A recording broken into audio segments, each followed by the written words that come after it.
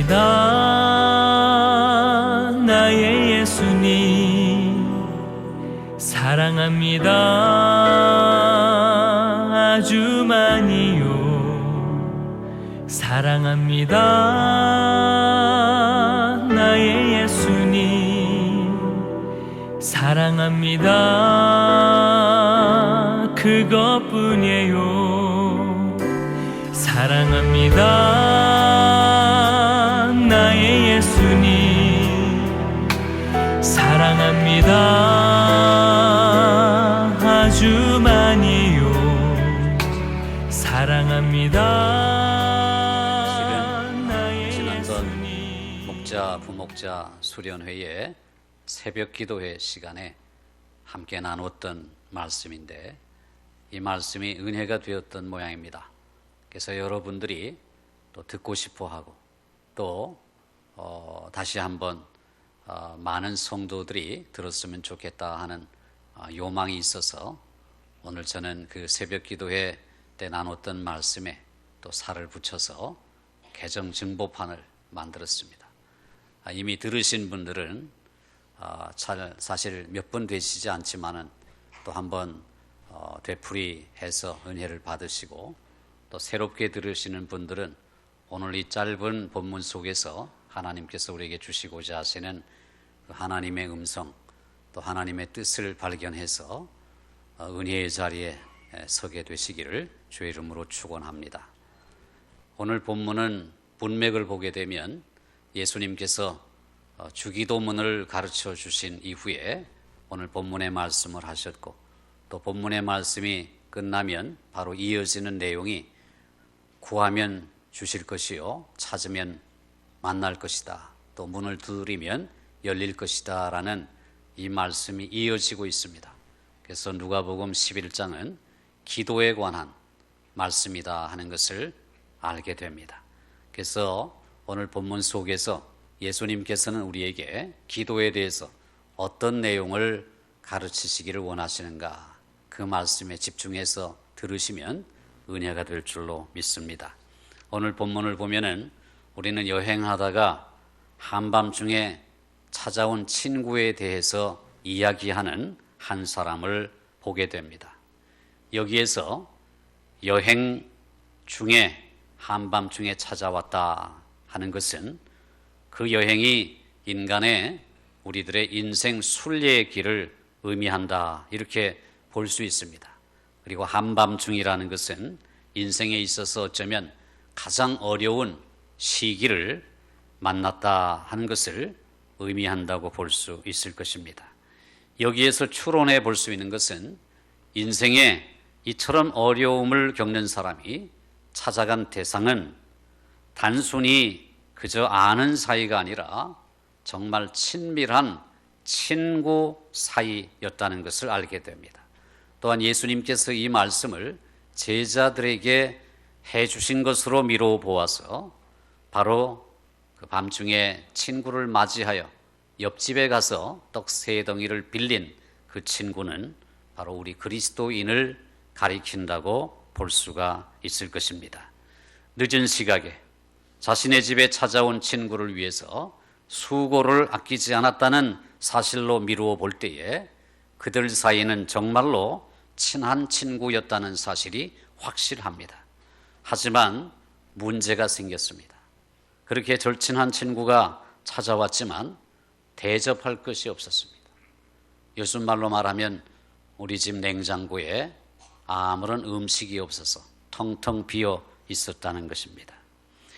여행 중에 지친 몸을 이끌고 또 잠자리와 또 먹을 것을 찾는 그 사랑하는 친구에게 줄 것이 아무것도 없었습니다.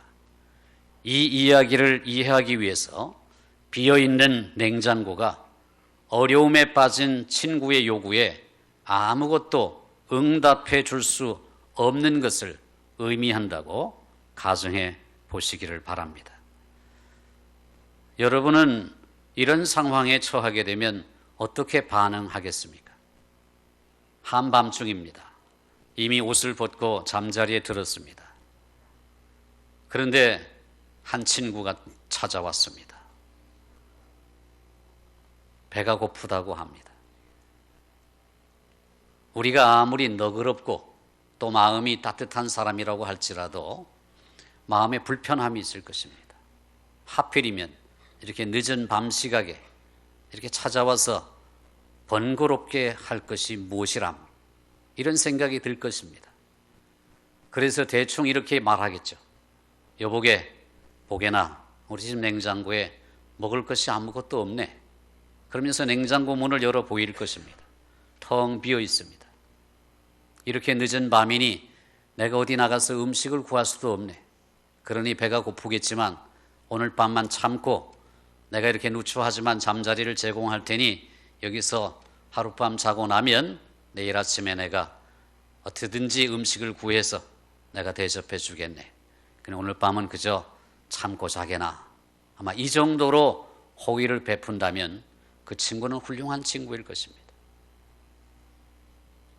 사실은 저는 그럴 자신도 없습니다. 겉으로는 친구이기 때문에 불편한 감정을 내색하지 않을지 모르지만은 마음속에 몹시 불편하면서 짜증을 낼 것입니다. 속으로 궁시렁거리겠죠. 이 늦은 밤에 정신없는 친구네. 이렇게 남에게 폐를 끼치면서까지 이렇게 살아야 하나. 아마 그렇게 판단했을지도 모릅니다. 여러분은 어떤 수준의 친구입니까? 아마도 아무리 친한 친구라고 할지라도 마음에 불편함이 있을 것입니다. 한밤중 아닙니까? 아무것도 대접할 것도 없는데 긴 여행에 지친 몸을 이끌고 친구라고 찾아왔습니다. 가뜩이나 배까지 고프다고 합니다. 아마 겉으로 표현은 못해도 제가 느끼는 감정처럼 좀 짜증이 날 것입니다. 그런 상황에 처하게 되면 우리는 흔히 친구의 입장보다는 나의 입장을 앞세워서 보통은 말로 때우려고 할 것입니다. 그런데 우리가 잘 알듯이 지치고 배고픈 사람에게 말이라고 하는 것이 그다지 마음에 와닿지 않습니다. 그리고 그 문제를 해결해 줄 수가 없습니다. 그렇지만 안타깝게도 우리는 이렇게 어려운 상태에 빠진 사람을 볼 때에 그저 말로 때우려고 할 때가 많습니다. 마치 굉장히 그 친구를 위해 주기라도 하듯이 또 그 친구를 정말 사랑하기라도 하듯이 말로 위로합니다. 여보게, 보게나 내가 대접해 주고 싶지만 먹을 것이 없네. 그러니 오늘 밤만 참고 지내게. 우린 그런 수준의 그런 호의를 베풀면서도 스스로를 좋은 사람이라고 만족해 할 것입니다. 그래서 내게 도움을 요청하기 위해서 찾아온 그 친구는 어쩌면 공허한 마음과 실망스러운 마음, 그리고 그 문제를 그대로 안고 우리의 문전에서 힘없이 발걸음을 돌릴지도 모릅니다. 그것이 우리 보통 사람들의 삶의 모습입니다. 이야기를 조금 전환해서 우리는 초대교회 성도들이 살아갔던 그런 삶의 모습을 잠시 살펴볼 필요가 있습니다. 초대교회 성도들, 성경에 나타난 그 예루살렘 교회, 또 사도 바울의 전도 여행 중에 세워진 많은 교회들, 그 교회 성도들이 전도했던 방식을 살펴보면 지금 우리가 사용하는 방법과 현격한 차이가 있음을 알 수 있습니다. 예수님을 전하기 위해서 초대교회 성도들은 믿지 않는 사람들에게 말부터 먼저 하지 않았습니다. 하나님의 사랑을 보여주었고 하나님의 능력을 보여주었습니다. 믿지 않는 사람들은 그렇게 하나님의 사랑과 하나님의 능력을 보여주는 성도들을 통해서 그 하나님의 사랑과 능력을 경험한 이후에 예수 그리스도를 알게 됩니다. 그리하여 그들은 당시의 그리스도인들이 하는 말에 기꺼이 귀를 기울였습니다. 왜냐하면 그들의 삶 속에는 그리스도의 형상이 있었기 때문입니다. 하나님의 사랑이 있었기 때문입니다. 하나님의 능력을 볼 수 있었기 때문입니다. 말이 앞선 것이 아니라 삶과 행실이 앞선 것입니다. 우리가 전도하고자 하는 사람에게 그저 말로 예수 믿으면 잘 될 거야, 형통할 거야, 이렇게 확신시키려고 할 때 어쩌면 그 사람들은 느낌상으로는 만족할지 몰라도 마음속에서는 정작 문제 해결이나 자신들의 필요에 대해서 충족감을 받지 못했다고 생각할 것입니다. 우리가 전도한 사람이 그리스도를 영접하는 것은 아주 놀라운 기도의 응답입니다. 그것보다 더 귀한 일은 없을 것입니다. 우리가 1년 52주 또 365일 동안 이렇게 열심히 하나님을 믿고 섬기고 예배하고 하는 것보다도 오히려 한 영혼을 하나님께로 인도하는 것을 하나님은 더 기뻐하실 것입니다. 그만큼 소중한 일입니다. 근데 우리가 어떤 사람에게 복음을 전해서 그들이 예수님을 믿었다고 가정해 볼 때에 그것으로 끝난 것은 아닙니다. 그들에게는 여전히 기도하고 응답받는 법을 배워야 하고 하나님의 사랑과 능력 안에 살아가는 삶의 모습을 배워야 하는 것입니다. 그렇기 때문에 우리는 복음을 전해서 그리스도를 믿게 한 이후에도 끊임없이 찾아가 위로하고 격려하고 또 기도하는 방법과 기도에 대한 응답의 체험과 그 감사함을 보여주어야 합니다. 그들에게는 여전히 많은 신앙에 관한 것들을 배워야 할 필요가 있기 때문입니다. 그들은 다른 사람이 아니라 우리에게 제일 먼저 찾아왔기 때문에 우리가 그런 그리스도의 사랑을 보여주고 또 실천하고 행함으로 나타내야 하는 것입니다. 나는 이 시간에 과연 말이 앞서는 사람인가, 삶과 행실이 앞서는 사람인가 진지하게 성찰해 볼 수 있기를 주의 이름으로 축원드립니다. 우리는 이 땅에 인간으로 오신 예수님께서 오늘 본문의 이 비유의 말씀을 통해서 무엇을 말씀하시고자 하시는지를 분명하게 인식할 필요가 있습니다. 단지 말로써 어려움을 당한 친구를 도우려 하기보다 실제적으로 필요한 것을 손수 공급해 줘야 할 것을 주님께서 말씀해 주십니다. 그 사람은 한밤중에 찾아온 친구와 또 자신의 편안한 집 그리고 사랑하는 가족들을 두고 여행 중인 그 친구의 배고픔을 해결할 음식을 얻기 위해서 이웃집에 있는 친구를 찾아 나섰습니다.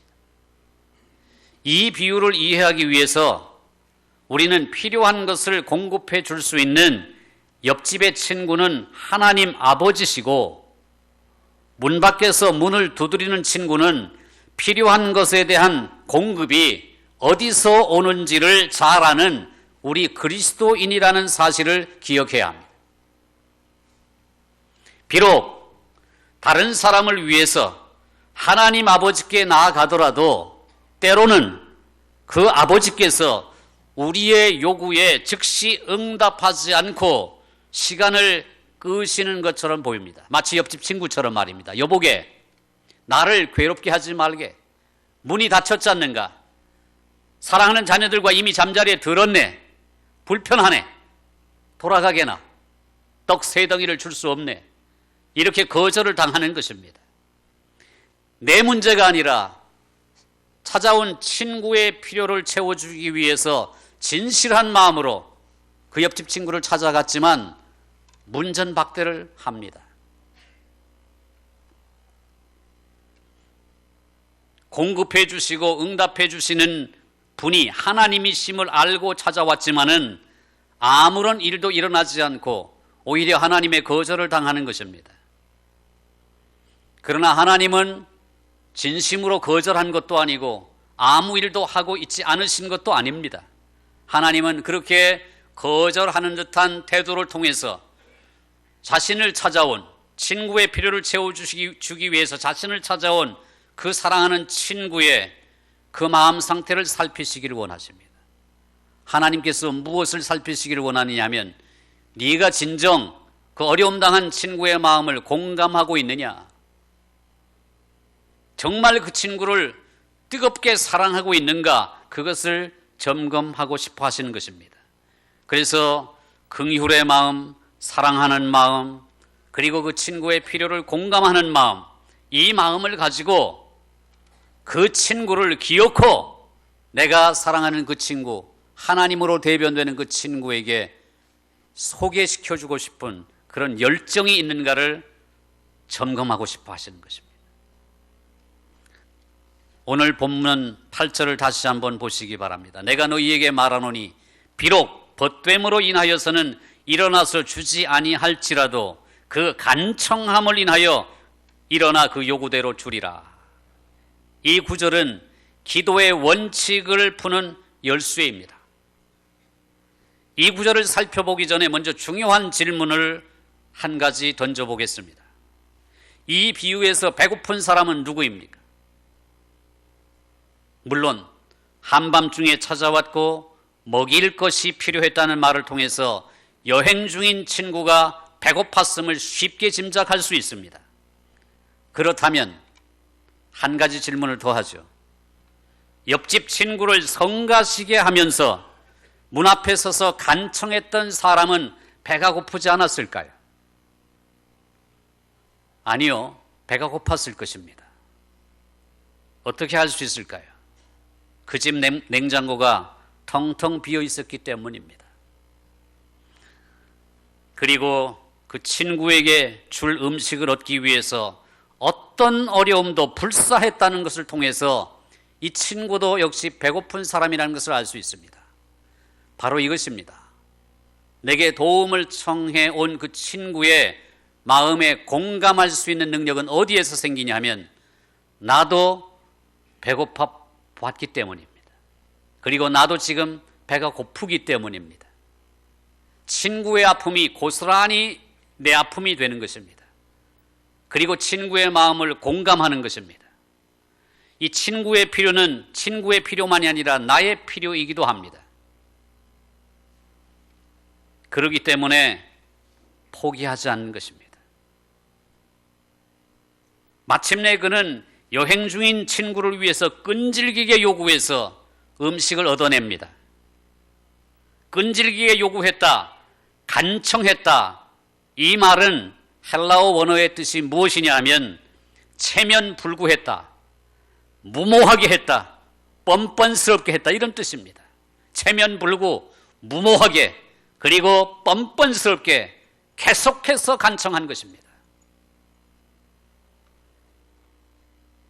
이 비유에서 알 수 있듯이 그런 요구는 거절당할 수가 없습니다.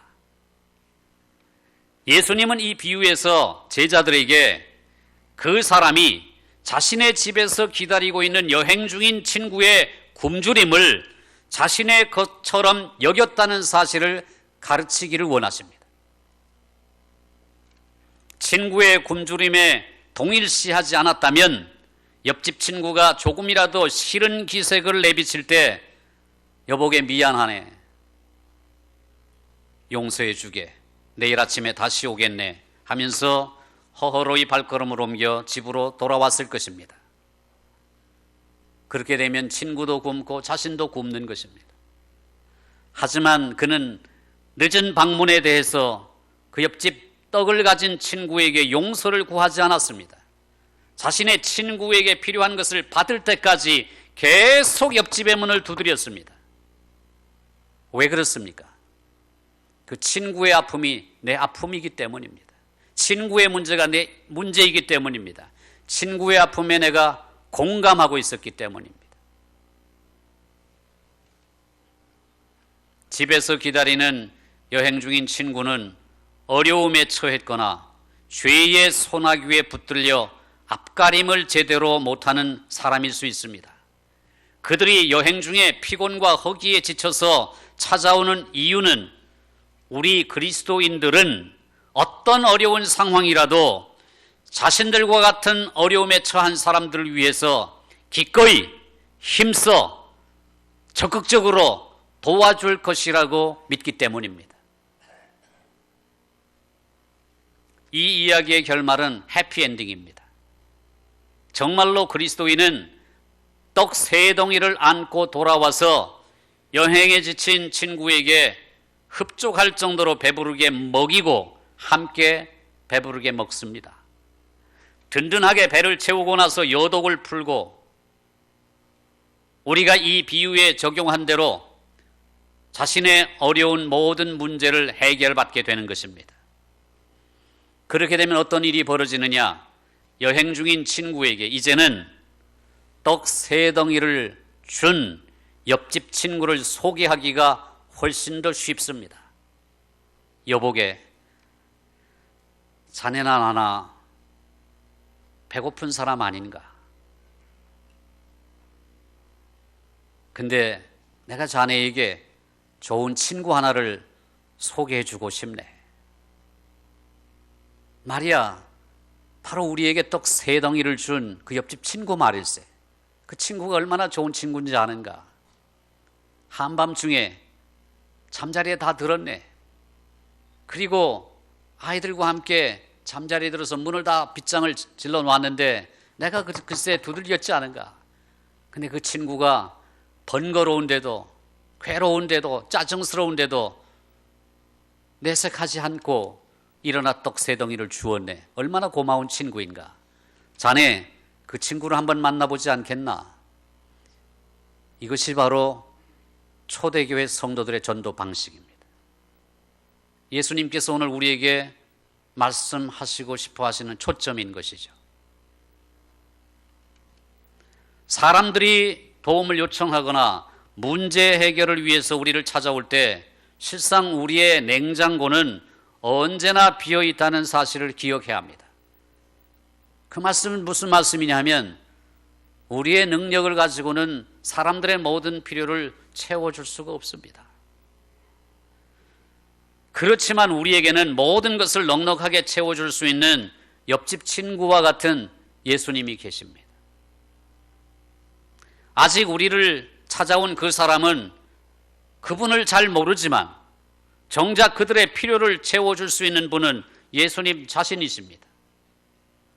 하지만 그들이 필요한 것을 그리스도께 받기 위해서는 먼저 우리가 그들의 문제와 하나가 되어야 합니다.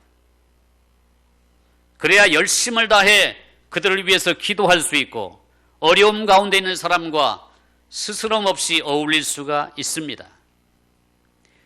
그리스도께서는 자녀들의 빵을 하나님 나라에 속하지 않은 사람에게 주시지 않는다는 사실을 기억하는 것도 참으로 중요합니다.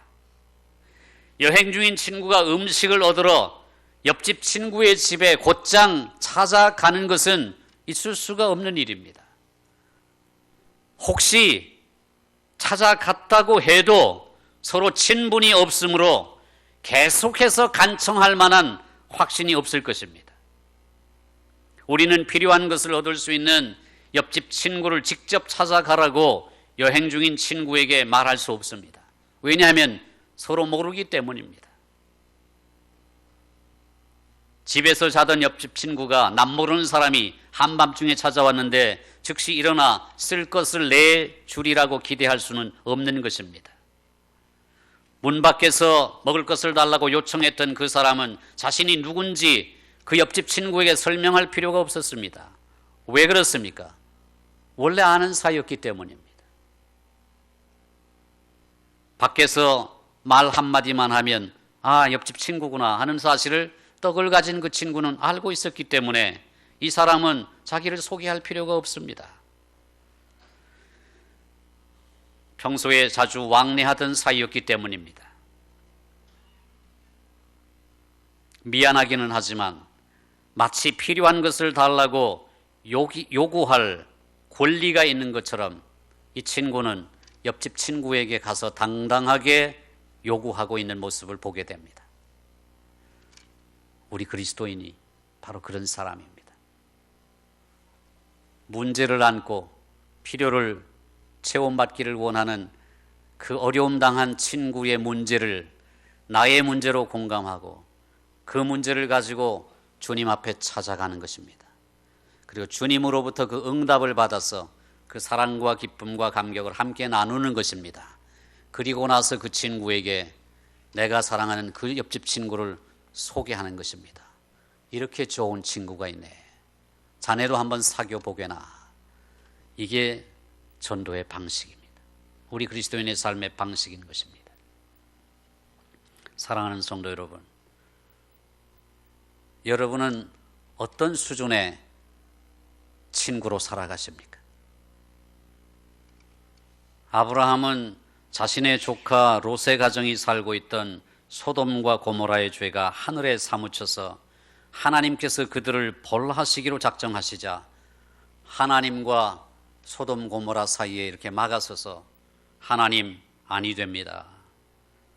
하나님께서 의인을 악인과 함께 멸하려 하시나이까.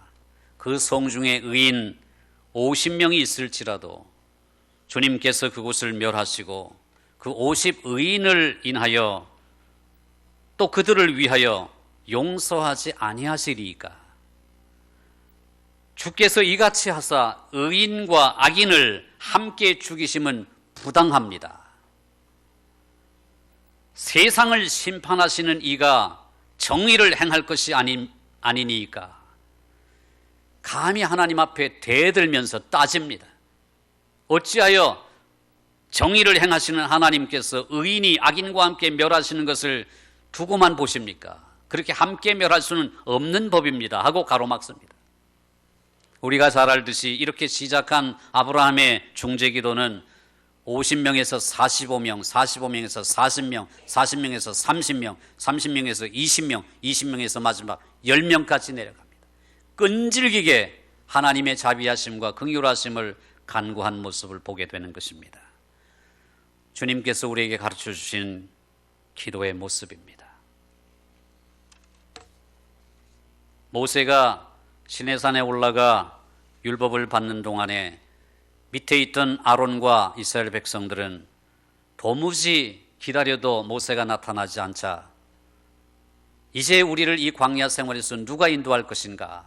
금부치를 다 가져다가 금송아지를 만듭니다. 그리고 아론과 함께 백성들이 금송아지를 숭배합니다.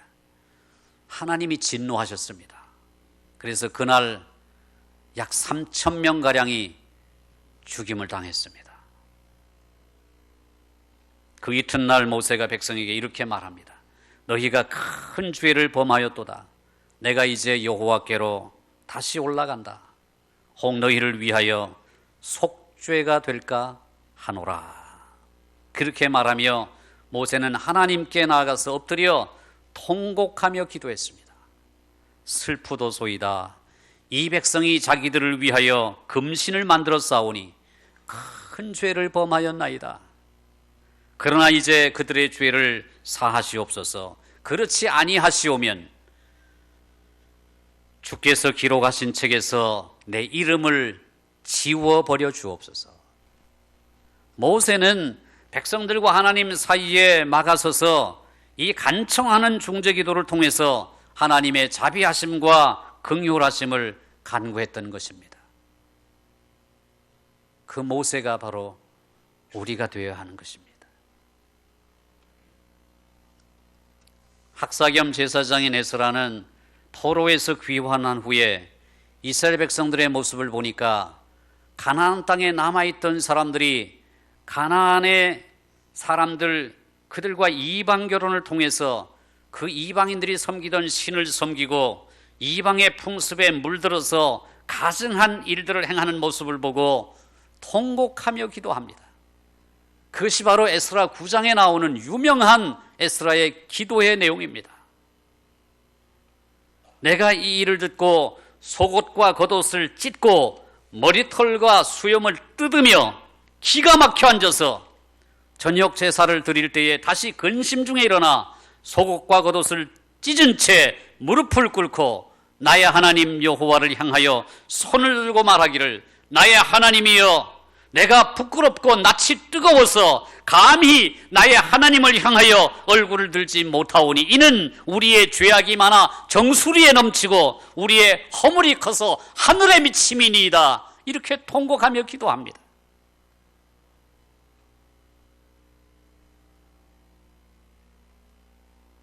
느헤미야의 기도가 그러했고 다니엘의 기도가 그러했습니다. 이런 예를 성경에서 찾으면 부지기수입니다. 신약 시대로 넘어오게 되면은 예수님께서 두로와 시돈 지방에 들어가셨을 때에 한 가나안 여인 하나가 나와서 소리를 지르며 예수님께 간청하는 내용이 나옵니다. 그 유명한 마태복음 15장의 사건입니다. 주 다윗의 자손이여 나를 불쌍히 여기소서, 내 딸이 흉악하게 귀신 들렸나이다. 그러나 예수님께서는 한 말씀도 대답하지 않으셨습니다. 마치 여보게 내 집에 배고픈 친구가 찾아왔네, 떡 3덩이만 빌려주게나, 나를 괴롭히지 말게나, 이미 옷을 벗고 자녀들과 함께 다 잠자리에 들었다, 문을 닫아 잠궜으니 이제 일어나 줄 수가 없노라, 이렇게 대답하는 그 옆집 친구와 같습니다.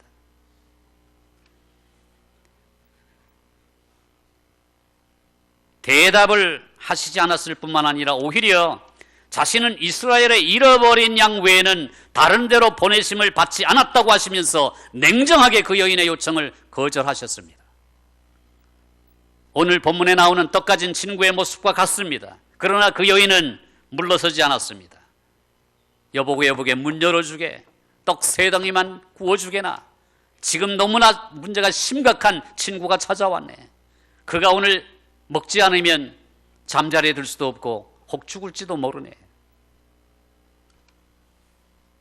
오히려 자기를 거절하고 모욕적으로 대하는 예수님께 나와 엎드려 절하며 이렇게 간청하지 않습니까? 주여 저를 도우소서, 주여 저를 도우소서. 아무리 저를 모욕한다 해도 물러설 수가 없습니다. 주님만이 나의 문제를 해결할 수 있습니다. 이 믿음으로 나아가는 것입니다. 그러자 예수님은 더 모욕적인 말씀을 하시죠. 자녀의 떡을 취하여 개들에게 던짐이 마땅하지 아니하니라. 얼마나 모욕적인 말입니까? 이쯤 되면 기분이 나빠서 돌아서겠죠. 그러나 그 여인은 절대로 물러서지 않습니다. 왜 그렇습니까? 딸의 아픔은 나의 아픔이기 때문입니다. 딸의 귀신 들림은 내가 귀신 들린 것과 같기 때문입니다. 딸과 공감했기 때문입니다. 딸의 문제는 나의 문제이기 때문입니다. 결단코 물러설 수가 없었습니다. 주여 올소이다마는 개들도 제 주인의 상에서 떨어지는 부스러기를 먹나이다. 부스러기라도 좋으니 은혜를 베푸소서. 이 여인의 간청하는 모습을 본 예수님은 크게 감동을 받습니다. 여자여 내 믿음이 크도다, 내 소원대로 될지어다. 할렐루야. 바로 그 순간 그 말씀이 떨어지자마자 가나안 여인의 딸이 고침을 받은 줄로 믿으시기를 바랍니다. 오늘 본문의 말씀도 예수님께서는 이런 믿음의 기도, 간청하는 기도, 간절한 기도, 끈질긴 기도를 우리에게 가르쳐 주신 말씀입니다. 친구의 어려움에 말로만이 아니라 마음으로 공감하고 그 어려움이 마치 나의 어려움인 것처럼 느끼면 체면이나 번거로움이나 미안함이나 이런 장벽을 뛰어넘어 그를 위해서 옆집 친구에게 찾아가 떡 3덩이를 기어코 빌려와 그 친구의 문제를 해결해 주는 진실한 친구의 모습, 이 모습을 통해서 예수님을, 하나님을 그 친구에게 새롭게 소개시켜 줄 때에 그 친구는 마음이 열려 금방 하나님의 자녀가 될 것입니다. 예수님은 바로 오늘 본문에서 이 말씀을 우리에게 주고 싶어 하시는 것입니다.